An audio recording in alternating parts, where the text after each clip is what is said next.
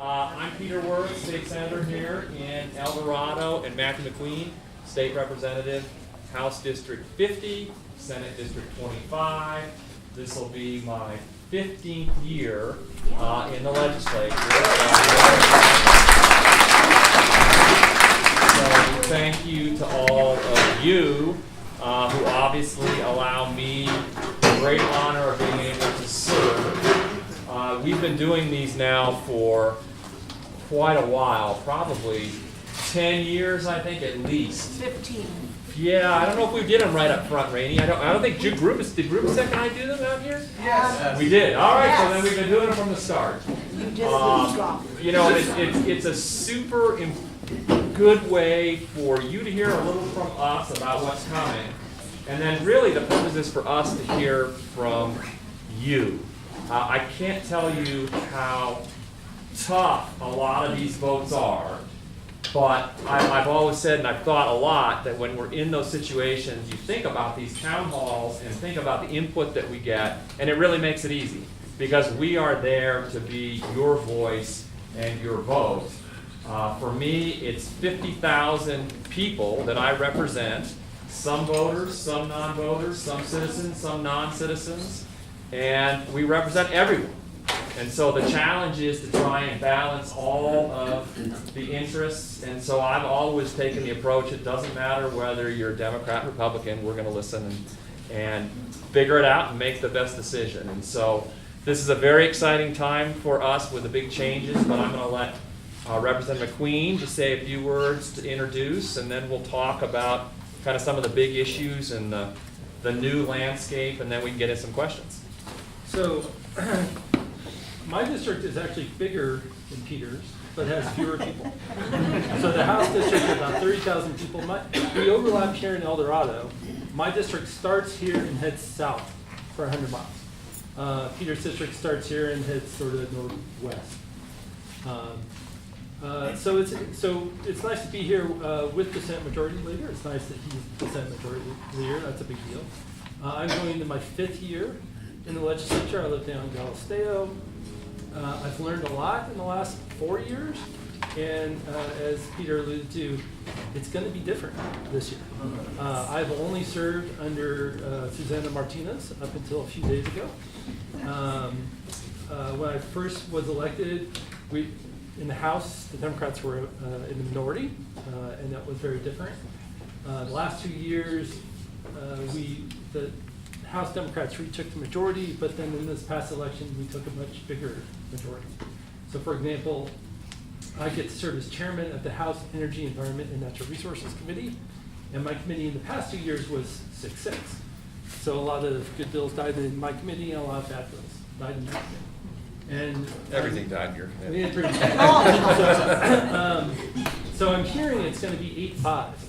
And that's a very different environment in terms of passing pro-conservation legislation, in terms of sustainable energy, wildlife protection, anything like that now has a much better chance of getting through my committee and probably through the House and to the governor's desk. So that's pretty exciting. I would like to thank you all for coming out. Tonight's an interesting night. The meeting at 7. There will be an address from the Oval Office. I'm kind of glad I'm not going to see it because I think it's hard to take. And I'd also like to thank Andy Fertal. Is it Fertal or Fertal for videotaping this, and it'll be on YouTube in a couple days for anyone that missed it. And he taped when I was running campaigning in this past year. He taped our forum as well. So I appreciate that. So thank you all for being here, and we didn't talk about how you want to do this.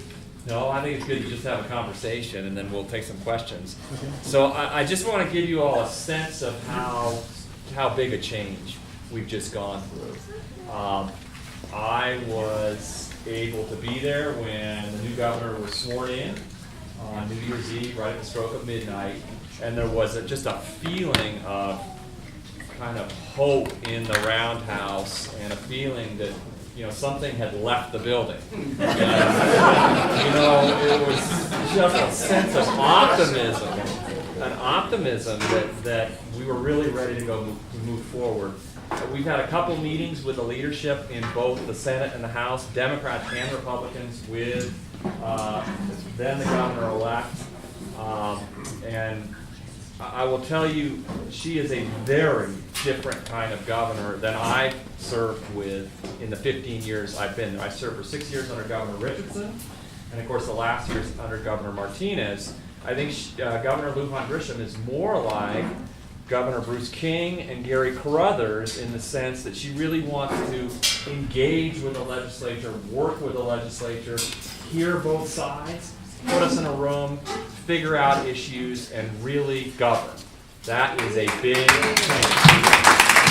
So, a little insight I'll share with all of you. So one of my jobs as the leader in the Senate is to meet with the governor and discuss the priorities and how we're gonna move forward. And so the prior 2 years have been some of the most challenging meetings that I've had to attend with Speaker Egoff and Governor Martinez. And so we meet in the governor's office, and we would go up and have conversations that generally didn't really go anywhere, and I pretty much was the one who had to say, no, we're not going to do what Governor Martinez wanted to do. So this past Friday, Speaker Egoff and I were invited by Governor Lujan Grisham to go to her office, the same office where I'd had those meetings, and it was almost surreal walking in and sitting in the same chair, in the same place, and looking at the same couch, and having a totally different person there who is just engaged, figuring out all the different things you can imagine, trying to put together a whole administration in such a short window of time, and then going right into a 60-day legislative session that starts a week from today. So it just was a super positive meeting, and we're now in the process of putting together kind of what her agenda looks like and how that agenda moves through the session. One of the things that's very important to me is that we have a lot more communication and collaboration between the chambers and the governor's office. We do not need to have, you know, for the last number of years, I mean, Matthew showed up right at the worst in the minority, correct? Your first 2 years? And then just outright, you know, passing the death penalty at 4 in the morning with all this procedural hoopla, knowing it's going to die in the Senate, but you running the bill so that the former Senate Majority Leader had to vote, and just all these games that aren't getting us anywhere. Because really the reality is the last 8 years, we've spent a ton of time and hard work, and we've been fighting for the status quo, where that was a win. It has been complete gridlock. I mean, we've just not been able to move forward, and we've had a ton of bills vetoed, and we can talk about the so-called rocket docket, where we're going to do something different with all those bills. But again, I just wanted to give you a flavor for how different it feels, and how different it's going to be for Matthew and all the members who've never served with a Democratic governor. It's just, when you, or a governor, let me say this, it doesn't have to be a Democratic governor. It could be a governor like Gary Carruthers, a governor that really wants to lead and govern and work with both sides and get input. It's just a totally different deal, and it's about time, because our state desperately needs to move forward. So we're going to be doing moving, and we can talk about lots of issues and those things and procedures. So I can echo what Peter said. Yesterday, I stopped by the Roundhouse, and I went up to the 4th floor, and I spoke to the Lieutenant Governor because he was there, and I had a meeting with the Governor's Chief of Staff because I asked for one. You know, and all these are things that I was in that main conference room where I see, you know, I've seen pictures of this conference room, the big marble table. It's a conference room or the cabinet room? It was a conference room because, or it might, no, it was a cabinet room, the giant round table. Yeah, right. I had never been there before. So it's really different. And the other, of course, big difference that we're looking at going in is we're not in the middle of a fiscal crisis. So we're not pulling money back that had already been allocated, cutting education, cutting agencies, unable to do anything new. we actually have some breathing room. And how we deal with that is going to be really important, not only this year, next year, but also for our future. We have a lot of oil and gas money coming in. It's primarily due to drilling in the Permian Basin. It's not always going to be there. And I really am hopeful that we treat that money as the limited resource that it is, that it's not a new, ongoing stream of income. Because I really don't think it's going to be there in 5 or 10 years. And I'm not on the budget committee, so I don't get a lot of input on that. But that's one of the big changes in this session. So, and we can talk about the different priority issues, but first let me explain what we're going to do, something different. One of the things I've tried to do, so I became the majority leader 2 years ago.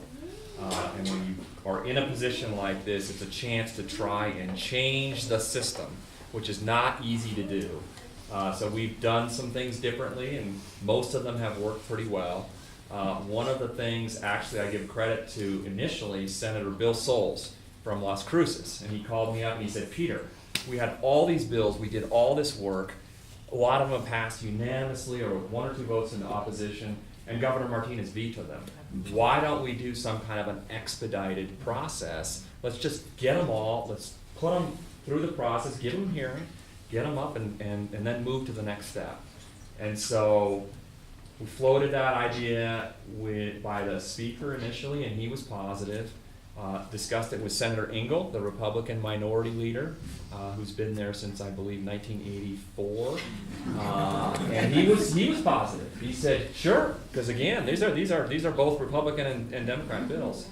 And so then Governor Lujan Grisham on the campaign trail, I think after hearing about this from the speaker, said, "Hey, let's do. If they get them up there, we'll do it."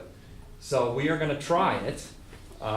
And you will see there's been, I believe, about 200 bills pre-filed in the Senate. You can go online and look at all those bills. For the bills that are there that were previously filed, that did pass unanimously and were vetoed, and that go through a consent process, we have a consent committee, 2 Republicans, 2 Democrats that are going to look and just make sure if there's anything there that someone says, hey, that shouldn't be on, it's off. I'll also look at them to make sure there's not a whole bunch of changes, but they'll get introduced the first week, so next week we'll get them all introduced. They'll get referred to one committee, and what'll happen is in week 2, on Monday and Tuesday, there will be hearings in the committee on those bills. They will come to the floor of the Senate bills. The same thing will be happening on the House side with the House bills. They'll come to the floor of the Senate on Thursday in week 2. The idea is to pass them all over to the House. The House will pass all the House bills over to the Senate, and then we'll do the same thing in week 3, the first Monday or Tuesday. The Senate will hear the House bills will hear the Senate bills, and then on Thursday of week 3, together, we're going to put them all on the floor and send them all up to the governor, and she is looking forward to signing a whole bunch of bills. So I think it's pretty cool. We'll see what happens. I mean, it's always tricky when you're trying new things and someone tries to go and substitute a different bill but that's going to be a process part that's going to be different. And we do have a lot of new members in the House, both Republicans and Democrats. Not only did the Democrats flip a lot of seats, but a lot of people left running for other office or retiring or something like that. So it will be an interesting process to see how they react to that. The other thing that's happening is there's going to be an absolute flood of legislation. It's already busier than anything I've seen, and I'm in the position of trying to get bills drafted. So I fairly recently finished a campaign. I spent a lot of time on the campaign and got reelected, but because I was campaigning really intensely for 6 months, I wasn't preparing for the legislature, which is frustrating because this is the 60-day session. This is when everything's germane. I can introduce whatever I want. And now, I'm going into the office, I'm working on bills, I have all sorts of ideas, I have old bills, I have new bills, I have bills that people have approached me about, and I call the Legislative Counsel Service, which does all the drafting, and they're like, oh, that's great, we'll put it in the list. Put it in the queue. And the only bill I've been able to introduce so far was it's my Public Corruption Act, which takes away pensions from elected officials who commit crimes. That's the reason I got that introduced is it's exactly the same as the House passed last year. So I could just print it out and get it introduced. There are other bills. You read these things. You haven't read it for a year or two. You read it. Okay, well, I got to tweak this. I got to change that. I got to improve that. So it's not really an easy process, and trying to get ready for the session has been a major undertaking. And I just expect this to be so incredibly busy with all the legislation. Because if you think about it, from the Democratic point of view, we haven't been able to get a lot done for 8 years. So I can go on the website and I can pull up every bill I've ever sponsored and think, oh, well, that's still a good idea. That's a good idea. And I think everyone else is doing that. So everyone's trying to get their chance to get their important piece of legislation passed. So no question, it's a super complicated, big puzzle to put it all together and move it forward. I just want to give a shout out. I've got some people here, and I know there's some House people as well that help us tremendously during the session. Chris Nordstrom is in the back. He is the Senate press person, so super helpful for us from Santa Fe. Thank you, Chris. Amy Yeager, Eldorado, runs all the Senate floor analysts, so that's a big deal. So we hire a whole team of people that are there to put together floor analysis to try. So when you're on the floor and it's a bill that hasn't been through a committee that you sit on, you rely heavily on what the analysis is. And Amy also helps me. I have to put together the schedule every day of what bills are going to get heard. So we spend a lot of incredibly late hours, and I thank her tremendously, and Chris. Dick Lindahl's in the back, and George, and other House. Joy is there. So Santa Fe, the greater Santa Fe area is really quite fortunate. Not only do we have leadership in both chambers, Senator Wirth and Speaker Egolf, who used to represent Eldorado. That's a big deal. They're both from Santa Fe. But we have a lot of people that work the legislature because it's close. And it's great to see familiar faces at the legislature, and it's great to see them out in the community when we're not in session. So let's talk a couple about the big issues that I think you're going to see, and then we'll take questions because I think that's important. Issue number one is education and what we're calling the education moonshot. Basically, Judge Sarah Singleton, a district judge in Santa Fe, who I know well, worked for her at one point, who had retired, but before she retired, she heard a case that was challenging the sufficiency of public education funding in the state of New Mexico. The New Mexico Constitution requires that we sufficiently fund education, and a diverse group of plaintiffs brought a case saying we were not fulfilling our constitutional duty. What was interesting about it for me is I've been saying for quite a while, hey, there's this constitutional provision. This is really getting challenging as we cut public education. In fact, in 2007, then Representative Mimi Stewart, who's now Senator Mimi Stewart, carried a sufficiency study, and we spent $1 million and determined that we were insufficiently funding education to the tune of about $350 million in 2007. We tried her solution was a gross receipts tax increase of 1%, which I think passed the House, but was kind of dead on arrival in the Senate because, as we all know, the gross receipts tax is really problematic. It's not a good way to fund it. But I think it was indicative of the challenge that we have. So Judge Singleton has issued a ruling requiring the legislature to come back before her in April and show that we have taken steps towards the process of sufficiently funding public education.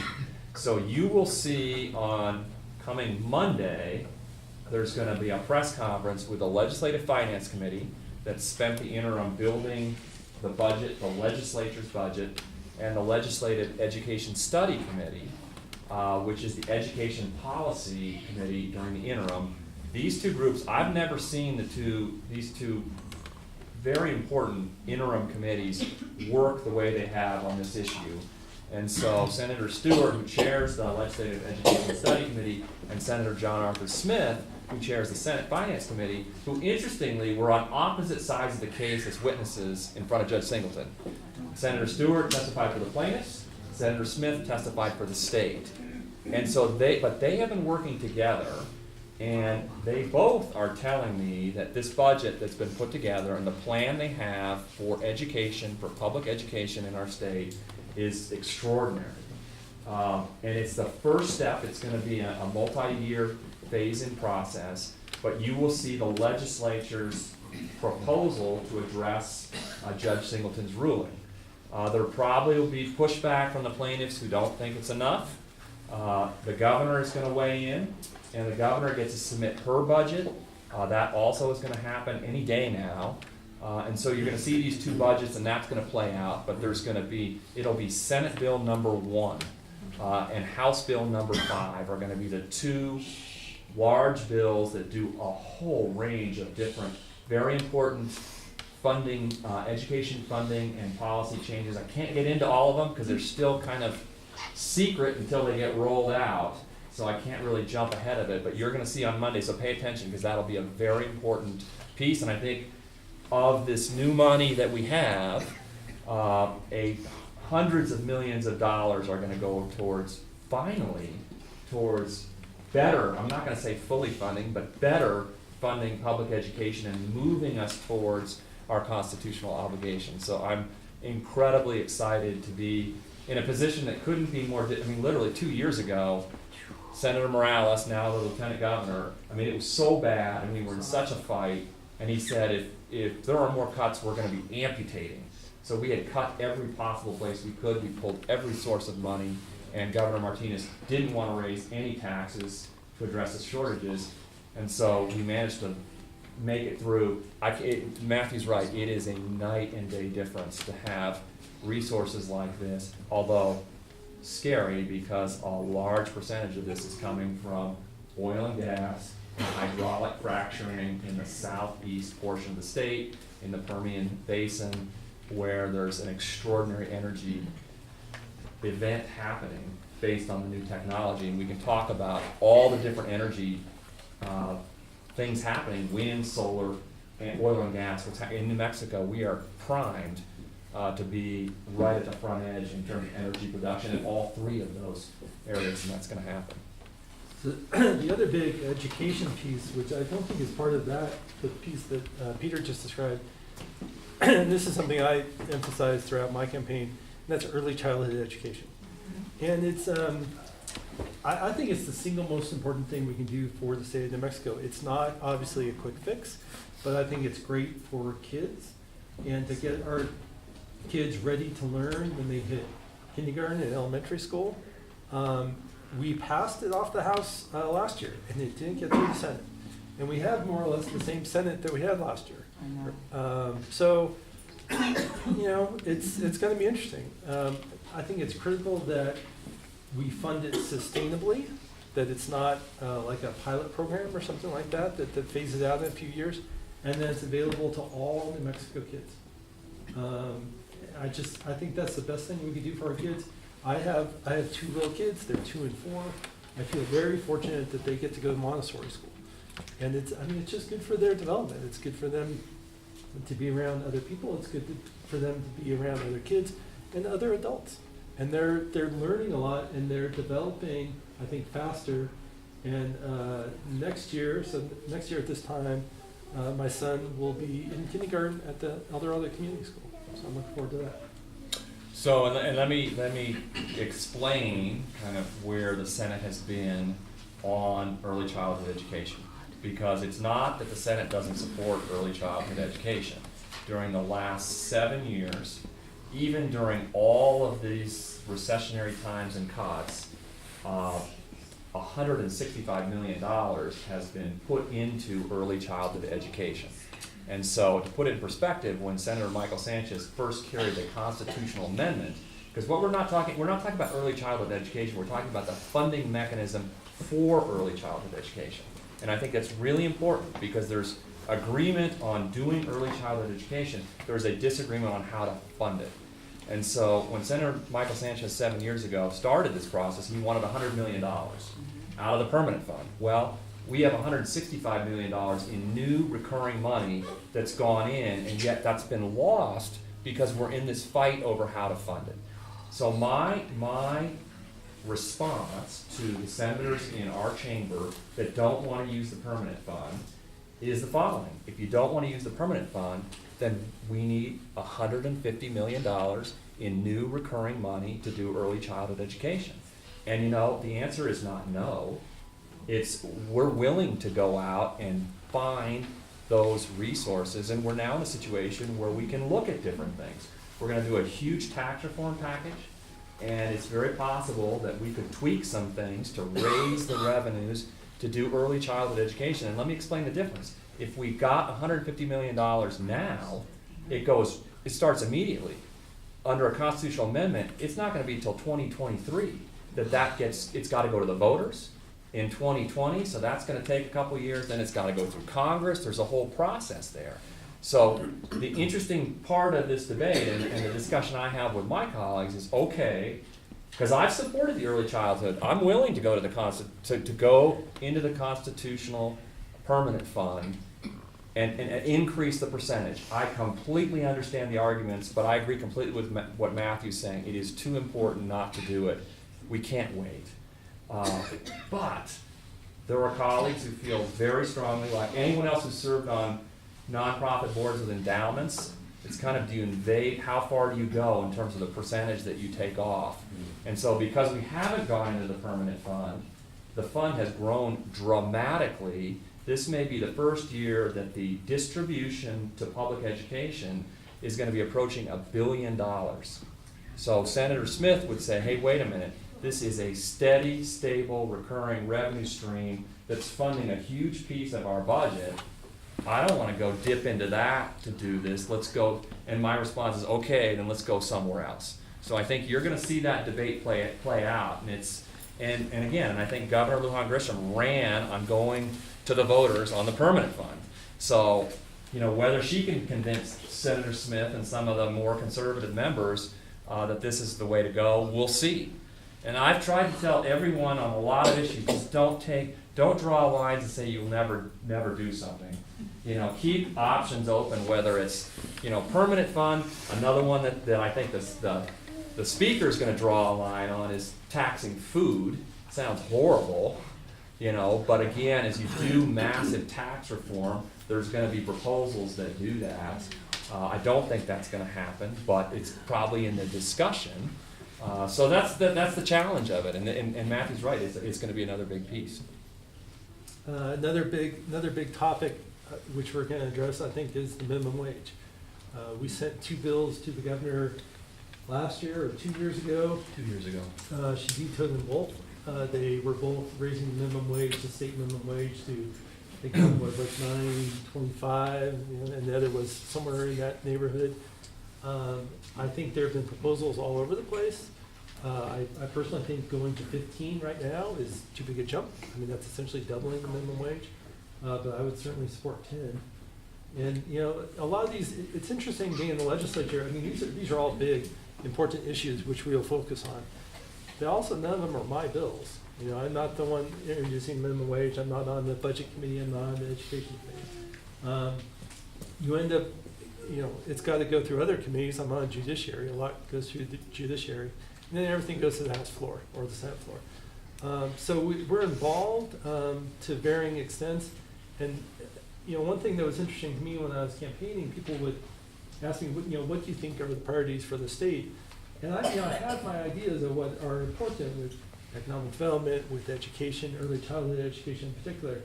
That doesn't mean it's necessarily my bill, but it is something I will do everything I can to support. So let's talk about two bills that we are going to each carry. Because I also, my role has obviously changed in the leadership. It's harder for me to carry a whole bunch of bills, but I still have kind of these oldies but goodies that for the last 8 years I've been trying to get through, and a lot of them have gone up. Campaign finance, we can talk about that, but let's talk about water and animals. So water policy is incredibly important for our state for a whole bunch of reasons, not the least of which that we're in a super ugly lawsuit with the state of Texas and the United States Supreme Court that has frightening potential consequences, both in terms of water having to go to Texas and outright dollars having to go to Texas. And so I am thankful that we have a governor now who wants to engage and can engage, because that needs to be resolved. It's one of those things where water policy really, the solutions need to come from the impacted parties. And so the challenge with the lawsuit is that the impacted parties had an agreement that worked for them below Elephant Butte Dam. It's complicated, but the Rio Grande Compact, the measuring spot between Texas and New Mexico, is not on the line. It's at Elephant Butte Dam, and so as long as we pour the water over the top of Elephant Butte Dam, we've met our compact delivery. The problem is we've got so little water that below Elephant Butte Dam, all the farmers are pumping the you-know-what out of the aquifer, so the Texas water goes over the top and sinks right into New Mexico. So it's classic, and so the Elephant Butte Irrigation District, which is the big water user down there, entered into an agreement with the city of El Paso and said, hey, let's reallocate the surface and the groundwater, because we realize we're taking too much of the groundwater, so we'll give you more of the surface water. And then Attorney General King didn't agree with that, and so it ended up in this litigation, which is a bad place to be. Just a fun aside, Governor Martinez ran on selling the state jet. You remember that whole big deal? Well, that state jet, is what kept us out of Texas v. New Mexico, because Governor Richardson used to fly down to Texas and would sit down and smoke cigars with Governor Perry, and they kept us out of the litigation. So, once you stop talking, that's what happens, and that's what's happened here. So that's why it's super important. That's one of the reasons. But I am going to carry a bill to restructure the Interstate Stream Commission, because the Interstate Stream Commission is the agency that we have tasked to set water policy in New Mexico. And the problem is we changed its mission, but we didn't change its composition. So it's made up all of agricultural conservancy members appointed just by the governor. It has no diverse membership. So for the last number of years, I've been trying to change the composition and change the appointments so they're balanced, half by the legislature, half by the executive. Because we end up with this pendulum. One governor thinks one thing, throw out all the board members, and we go one direction. The next governor comes in, throw out all the board members. It's to try and set some kind of water policy that's stable. Sorry about that. So it'll be interesting to see whether Governor Lujan Grisham is willing to engage on this, and Matthew's got his different version to talk about in a minute, because we're taking away some executive authority. I was hopeful that Governor Martinez would actually bite on this one, because the time to fix it is at the end of an administration, not the beginning. But this is a topic that came up with Governor Lujan Grisham, and she indicated to me at least that she had an open mind and was willing to look at it. And I just think this is an example of fixing a structural problem to get the right people in place, to get the data they need, because a lot of it's data and planning to be able to move forward. So that's the bill I'm going to work on. It's in the first 10 bills that are introduced in the Senate, and Matthew's got another restructure. So I'm doing almost the exact same thing, but with the State Game Commission. The Game Commission oversees the Game Department. Our Game Commission, I believe, has been a disaster. And, we have a new governor, and I told the chief of staff, we need a new Game Commission. But that's part of that pendulum effect that we get. That if we got a different governor in 4 or 8 years, it could change again. So I have a bill that tries to make the Game Commission more stable, more professional, and less political. Exactly as Peter said, it's a 7-member commission, and right now the governor appoints them all. What I've done is there are three at-large positions, one from each congressional district. And then a scientist, a hunter or fisherman, an ag person, and a conservationist. And have some actual detailed requirements of what it means to fit into that position. Because right now, there is actually a conservation position. My understanding is the woman that holds that position is an oil and gas attorney, and her conservation claim is that she's a member of the International Hunt Club, which is like a safari kind of thing. Safari club, maybe that's it, something like that. You know, so it's just, the Game Commission has been bad, and we can do better. A couple other things on wildlife while I'm talking about it. When the Republicans were in charge of the House, one of the things they did was they shuffled the committees a little. And they took wildlife out of natural resources and put it under agriculture.